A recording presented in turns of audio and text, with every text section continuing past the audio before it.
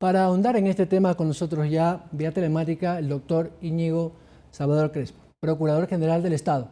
Doctor Íñigo, ¿cómo está usted? Buen día, gracias por acompañarnos en el Telediario a esta hora. Muy buenos días, señor Galarza. Encantado de estar frente a su teleaudiencia. Doctor, ¿qué tan complicado será para la Procuraduría poder cobrar estos bienes? Hemos visto esta situación jurídica tan compleja y tan difícil. Y evidentemente, más allá de identificar los bienes, como bien lo han hecho ustedes, a través de todas las instancias de las instituciones que dan esta información, se ha podido determinar cuáles son, dónde están y qué costos podrían tener. Pero qué tan complicado o cuánto tiempo podría tomar ejecutar esto. Mire, señor Galarza, el proceso de ejecución de la sentencia del caso Sobornos es la consecuencia lógica de esa sentencia. Para aquellos que decían que el único objetivo de este caso era excluir al señor Correa de las elecciones, queremos demostrarles que están equivocados. El propósito de este proceso era que los culpables sean sancionados, pero que además resarzan al Estado ecuatoriano de los daños causados. En este caso estamos hablando del pago de la indemnización de 14.7 millones de dólares. Usted se ha mencionado en el documental ya las cifras que corresponde pagar a cada uno de los autores y cómplices en este caso. La Procuraduría, sobre la base de información pública, ha presentado ya al Tribunal de la Corte Nacional de Justicia la lista de los bienes inmuebles que aparecen en esos registros. Nada excluye que pueda haber otros inmuebles a nombre de terceros en el país o que otros muebles estén en el exterior. La Procuraduría continuará con los esfuerzos por tratar de identificar todos esos bienes inmuebles y ponerlos en conocimiento del Tribunal de Ejecución.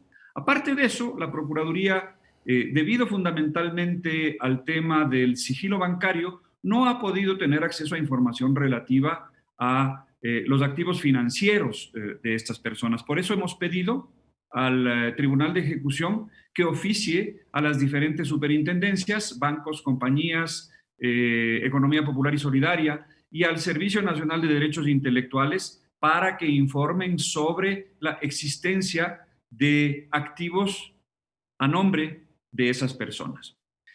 Obviamente, el trabajo de perseguir esta ejecución no es que sea difícil, pero es complejo, es arduo. Puede llegar a ser largo, pero nada más largo que un proceso judicial común y corriente, un proceso de ejecución en donde corresponderá a las entidades, en este caso al Tribunal de Ejecución, determinar la totalidad de los bienes y dar la correspondiente orden de embargo, sacarlos a remate y con cargo a eso lograr el resarcimiento del Estado ecuatoriano.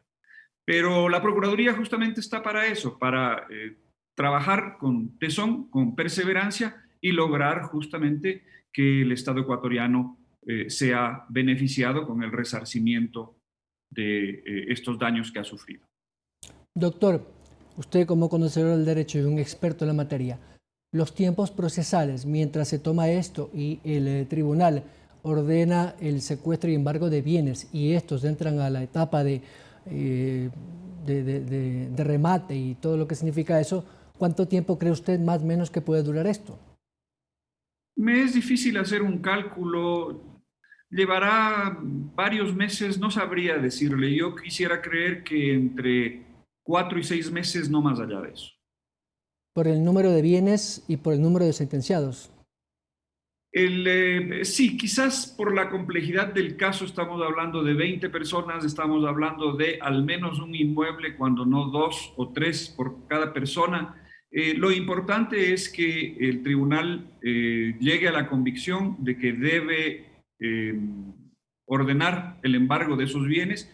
Ya con el embargo los bienes no podrán ser enajenados y después viene el proceso de remate.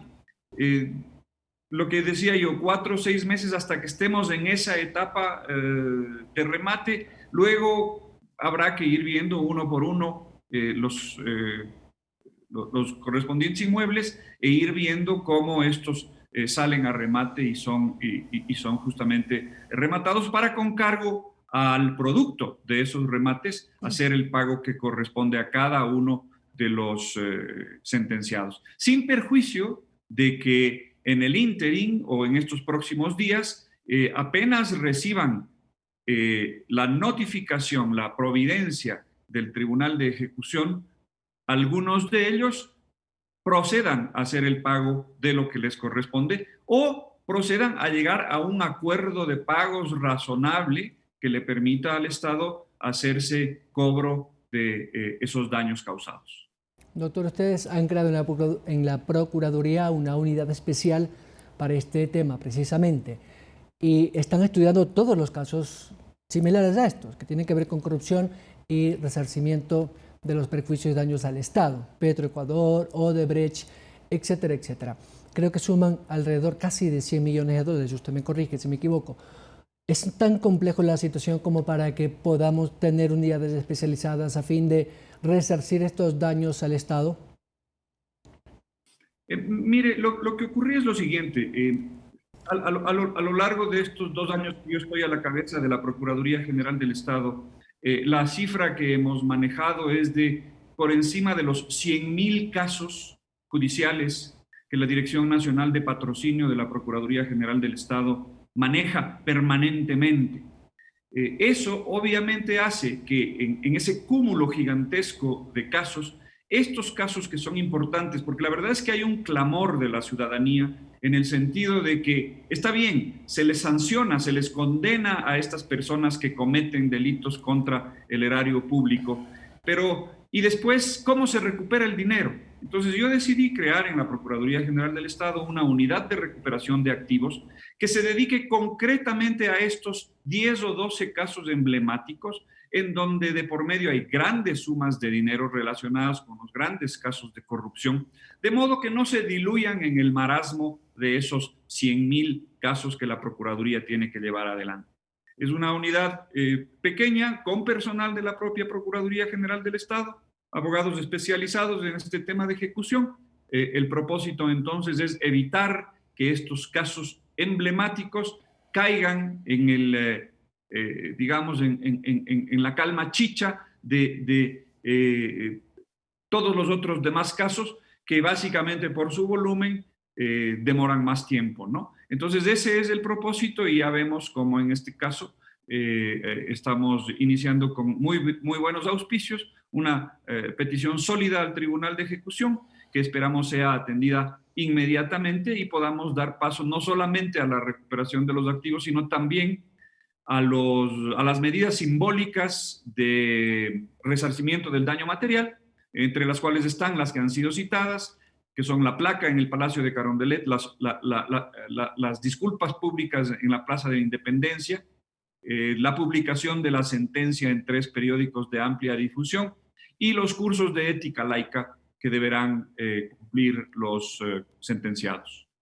Doctor, empresas privadas como Odebrecht, por ejemplo, que es una de las que más ha generado estas olas de corrupción en toda Sudamérica, tuvo una posición bastante ambigua cuando quiso resarcir y asumió su propia culpa. Usted también tuvo una posición muy firme en el tema.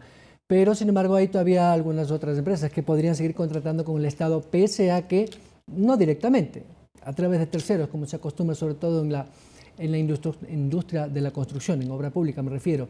¿Qué tan complejo es esto de poder identificar a estas empresas que han sido ya sentenciadas por estos casos y que puedan volver a entrar en el negocio, digámoslo así, pero a través de terceros? El caso Sobornos se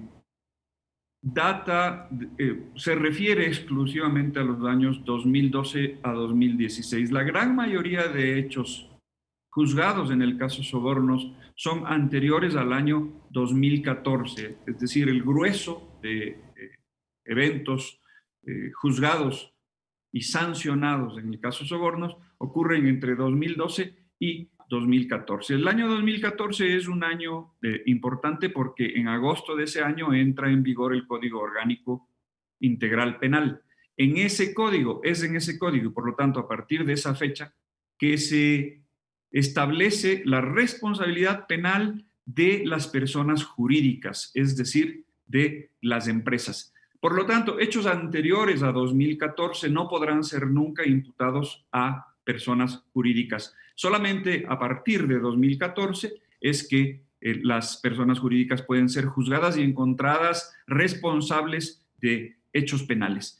Dicho esto, corresponde a la Fiscalía General del Estado concluir las investigaciones y formular cargos contra cualquier empresa que con posterioridad a 2014 haya sido hallada responsable de hechos criminales.